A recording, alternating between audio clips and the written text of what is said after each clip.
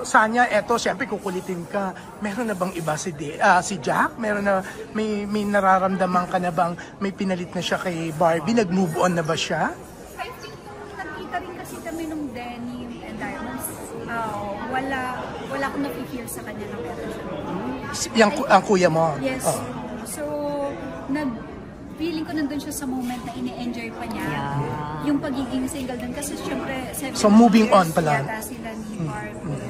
And totoo naman yun, na hindi siya na magkaroon ka ng karelasyon sa 7 years. And yun nga din, kung saan naman sila pareho happy.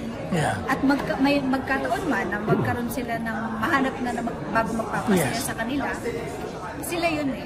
Yeah. And as long as yun nga, happy lang sila. Yeah. Parang may chemistry si parang may chemistry si Jack at saka si Jackie. Oo nga. Nag-i-enjoy ka ba sa kanila? Oo, parang marami nag-comment, may mga collab sila. 3 months na 3 months. Oo, di ba?